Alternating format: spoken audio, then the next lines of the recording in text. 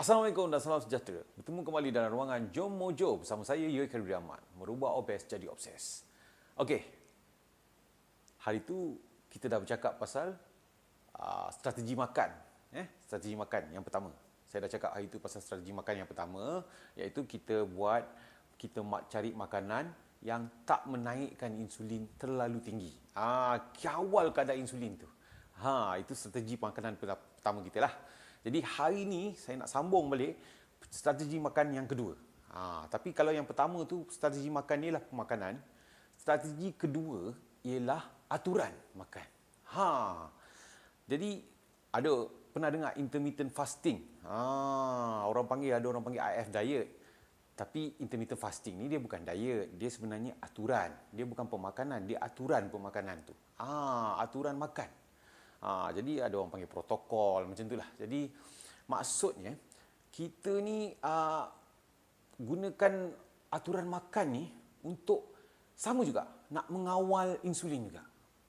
Sebab kita tetap akan gunakan metod yang kita nak buat ni, cara yang kita nak, konsep yang kita buat ni, nak sihatkan badan, turunkan berat badan ni, kita nak kawal dulu hormon insulin ni. Itu yang yang saya buat lah. Jadi ini yang saya nak kongsikan.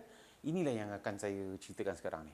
Jadi konsep yang kedua ni kita panggil intermittent fasting, atau saya panggil dia puasa berkala lah. Maksud puasa berkala tu maksudnya dia puasa yang kita boleh buat dengan fleksibel.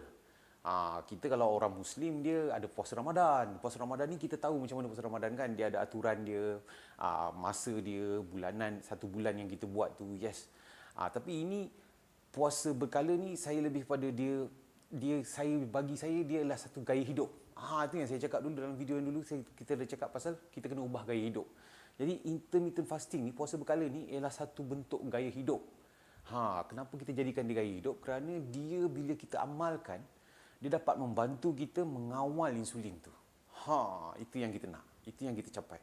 Kita nak capai. Bila kita capai kawal insulin tu, kita dapat capai nak turunkan berat badan, pembakaran lemak yang lebih efisien. Jadi kalau dalam strategi makan pertama saya cakap pasal keto diet, apa semua yang makanan tu dapat turunkan, tak menaikkan insulin begitu tinggilah. Tapi dalam aturan makanan ni, kita pula akan target, kita punya sasaran tu ialah turunkan insulin tu. Macam mana kita nak turunkan insulin tu? Puasa.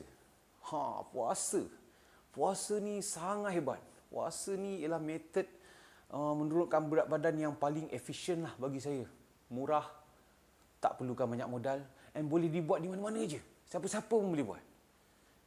Tapi yalah, kadang-kadang pelik juga. Orang bila dengar puasa dia macam takut. Mula-mula dia takut lapar, dia fikir lapar apa semua. Tapi sebenarnya puasa ni sedar tak sedar semua orang berpuasa. Semua orang berpuasa. Especially bila dia tidur malam. Bila dia tidur malam, dia dah berpuasa. Kecuali lah kalau ada orang yang sambil tidur pun makan, saya tak tahulah, saya tak kenal lah orang macam tu lagi. Kalau ada yang kenal kat sana, memang tahulah orang tu memang dia tak boleh puasa lah. Tapi kewajaran dia memang semua orang mesti tidur. Sebab saya pernah cakap dulu, penting tidur tu sangat penting. Ada banyak penting tidur ni. Masa tu menyihatkan badan, masa tu dia membaiki badan, masa tu juga kita berpuasa. Jadi bila kita tidur malam cukup 6 jam macam tu, 6 jam tu dah solid puasa. Memang kita berpuasa 6 jam tu. Itu sebab baru-baru ni saya ada perbezaan pendapat lah dengan seorang kawan. Dia jumpa saya, lama tak jumpa. Dia cakap, banyak turun badan, banyak turun berat ni, dia cakap. Dia cakap, mesti kau tak makan malam kan? Saya pun, kenapa tak makan malam? Saya makan malam. Jangan nak tipu lah, dia cakap, mesti kau tak makan malam. Tak, saya memang makan malam. Tapi dia cakap, tak mungkin. Dia kata kalau kau makan malam kau tak boleh turun berat badan, dia cakap. Saya tanya kenapa, dia tak boleh jawab. Dia cuma cakap sebab banyak orang cakap macam itulah. Itu je lah alasan dia. Saya kalau macam tu saya tak berapa setujulah kan, tapi sebab saya cakap apa yang saya buat, saya sendiri saya cakap saya makan 7.5 hingga 8.5. Saya sebenarnya pengamal OMAD, 1 meal a day. Saya berpuasa 23 jam, saya makan 1 jam. Itu aturan makan saya. Waktu makan saya ialah 7.5 hingga 8.5. Saya lepas main maghrib, saya waktu makan. Contohnya. Macam itulah. Sebab dah biasa. Jadi bulan Ramadan pun saya amal benda yang sama. Jadi macam tu. Jadi saya tak nampak kenapa saya tak boleh turunkan berat badan. Sebab saya dah buat, saya dah suruh turun berat badan. Tapi dia cakap tak boleh. Tapi dia cakap pasal dia dengar orang cakap. Sebenarnya, dia punya alasan dia tu sebenarnya kalau makan, kenapa dia nak makan sebelum pukul 7 malam yang kenapa orang banyak buat tu sebenarnya itu ialah untuk menganjakkan puasa tu. Kalau kita tidur pukul 11 malam, kalau kita berhenti makan pukul 7 malam, 7 malam hingga pukul 11 dah dapat 4 jam. Pukul 11 malam tidur sampai pukul 6 pagi dah dapat 7 jam. 7 jam campur 4 jam tu dah jadi 11 jam. Kalau pukul 6 pagi dah bangun, lepas tu pukul 7 pagi, katalah pukul 7 pagi mula makan. Dia dah 12 jam berpuasa. Perasan tak? 12 jam. 12 jam puasa dah cukup baik. Dah cukup baik, tapi belum betul-betul baik. Kalau kita nak betul-betul baik, saya suka cadangkan puasa 16 jam ke atas. Tapi untuk permulaan, tak perlulah terus nak pergi 16, mungkin tak boleh buat. Tapi pelan-pelan lah. Tapi ini bukan puasa kering, kita panggil puasa basah. Kenapa? Kita boleh minum. Kalau kita lapar sangat pun, cuba minum air. Ini saya pun nak suggest. Bila kita bila berpuasa ni, kadang-kadang ataupun bila asalkan setiap kali kita berasa lapar, cuba kita ambil air segelas, minum. Dan cuba perhatikan apa jadi kat badan kita. Apa reaksi badan kita. Kita berasa kenyang ke? Kita boleh rasa hilang tu lapar ke? Sebab kadang-kadang badan kita ni, bila kita tengah lapar ataupun dahaga pun, kita rasa macam lapar. Sebab kadang-kadang dia pun bagi isyarat yang mengelirukan lah. Jadi, kita kena ambil perhatian lah benda-benda macam ni. Apa yang berlaku kat badan kita ni.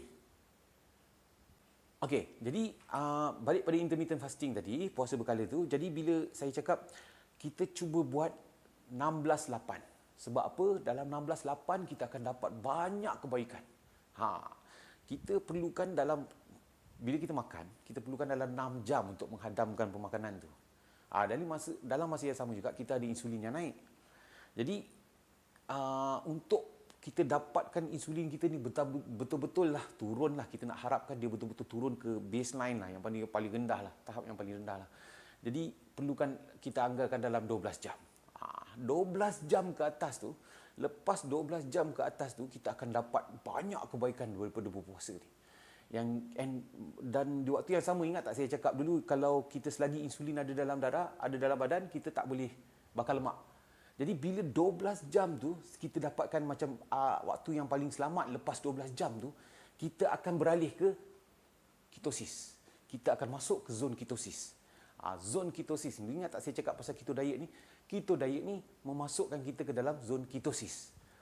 Ingat tak dulu saya cakap pasal glukogen yang kita gunakan, sel-sel kita dijadikan tenaga, glukosa masuk dalam sel dan jadi tenaga, jadi glukogen duduk dalam otot-otot hati untuk bagi sumber makanan kepada badan kita.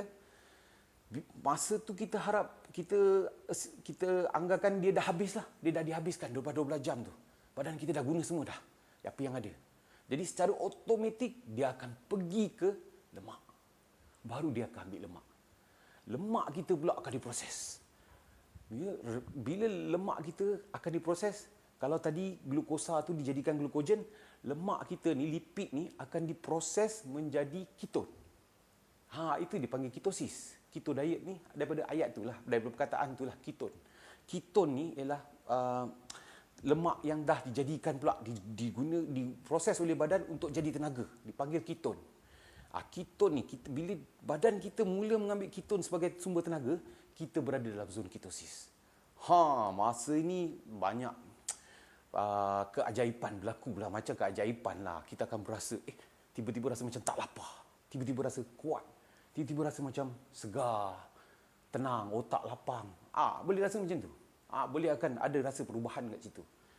Bila kita dah rasa, tiba-tiba kita rasa macam kita tak lapar tu, memang salah satu tanda yang kita dah masuk dalam ketosis. Itu yang kita nak capai. Bila kita berada dalam ketosis, kita macam dah mula pembakaran lemak dengan lebih efisien. Kita dah confirm, kita dah pasti kita bakar lemak.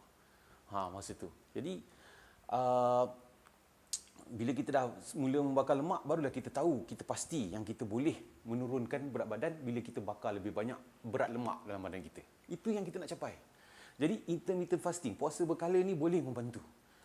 Jadi kita harap bila kita buat intermittent fasting ni, kita buat puasa berkala ni, kita akan dapat menurunkan insulin, membakar lemak dan kebaikan lagi, ada 2 kebaikan lagi yang saya nak sebutkan kat sini. Satu ialah kita mengaktifkan autophagy. Autophagy ni pula ialah satu sistem di mana dalam badan kita ni akan memakan sel-sel mati, sel-sel protein yang dah mati dalam badan ni akan dimakan oleh badan kita. Sebab badan kita ni dia akan perlukan banyak makanan, segala-gala benda. Sel-sel pun perlukan makanan juga. Jadi dia akan cari makanan dalam badan ni semua. Dia akan membuat kita semula dalam badan. Jadi ada sel-sel protein yang dah mati dalam badan kita ni akan dimakan oleh badan kita sendiri. Ini bantu ni. Sebab sel-sel mati ni kalau dia duduk je dalam badan lama-lama, silap-silap boleh jadi kanser. Itu dia. Jadi itu kita autophagy ni dia berfungsi macam satu sistem, dia memakan badan kita. Tapi kita cuma boleh dapat, sebenarnya autophagy ni boleh dapat dalam saya bagi anggaran dalam lepas 12 jam ke atas sampai ke 16 jam tu. Paling cepat kita boleh dapat dia. Biasanya 16 jam ke atas. Sebaiknya kalau untuk puasa, kalau untuk dapatkan autophagy ni, kata Dr. Berg, mesti puasa dalam 20 jam. 18 jam, 20 jam ke atas. Itu terbaik. Jadi itu salah satu kebaikan lah bila kita buat puasa berkala ni. Lagi satu ialah hormon pembesaran. Macam saya cakap dulu, badan kita cuma tahu membesar kan. Hormon membesar ni pula, kalau kita makan insulin naik, bila kita tidur, hormon membesar ni jalan. Itu yang hormon pembesaran ni ialah hormon yang betulkan badan kita. Yang masa kita tidur tu, apa yang kita sakit, dia akan betulkan. Apa yang tak ada yang ada masalah, dia akan betulkan. Dia akan cuba baiki badan kita. Itu waktu dia. Waktu kita tidur tu penting tu, sebab saya cakap waktu tidur tu penting. Kita cuma boleh dapat hormon ni masa kita tidur saja. Bila kita tidur je, dah sampai ke tidur, kita dah betul-betul tidur, badan kita akan mula bekerja. Dia akan ada kerja lain lagi, kerja membaiki badan tu. And hormon ni, dia akan berada dalam badan kita selagi kita berpuasa. Bila kita bangun tidur, satu kebaikannya, bila kita bangun tidur, dia akan dilipat gandakan.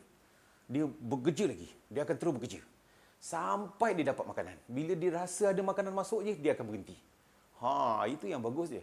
Itu yang kita nak. Hormon pembesaran ni akan bantu kita untuk betulkan keadaan badan kita, baikkan keadaan, baik pulih keadaan kita. Jadi hari ni saya cuma nak sampaikan, maksudkan ialah mengenai IF diet lah yang banyak orang dengar. IF diet, intermittent fasting, puasa berkala.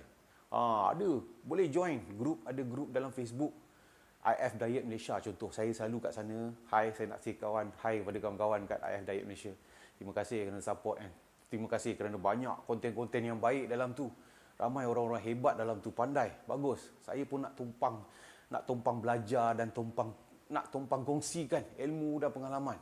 Kita semua support, tolong menolong, membantu untuk jadikan kita bantu orang sihat. Jadi sihat. Saya dapat banyak orang hantar respon, minta tolong. Saya seronok sangat dapat, kalau saya dapat tolong. Ada juga, Alhamdulillah, ada yang dah bagi respon. Terima kasih bang, baik. Abang punya cadangan tu ada bantu saya macam ni. Alhamdulillah, itu je. Itu je matlamat saya buat semua ni. Tak ada apa. Saya cuma nak tu je. Dapat tolong orang, saya seronok. Minta orang tu besok nanti dia pun boleh tolong orang lain. Itu je matlamat dia. And itulah cukup sampai sini dulu. Nanti saya akan nanti lepas ni saya akan buat elaborate, saya akan macam panjangkan lagi cerita pasal dua-dua tu, pasal strategi satu makan, diet tu pemakanan, dan strategi dua ni aturan makan. Nanti saya akan panjangkan lagi sebab saya tak nak video ni terlalu panjang, nanti susah nak dengar. Jadi saya akan sambung lagi nanti. Terima kasih kerana menonton. Jumpa lagi. Jom Mojo. Assalamualaikum. Salam sejahtera. Bye.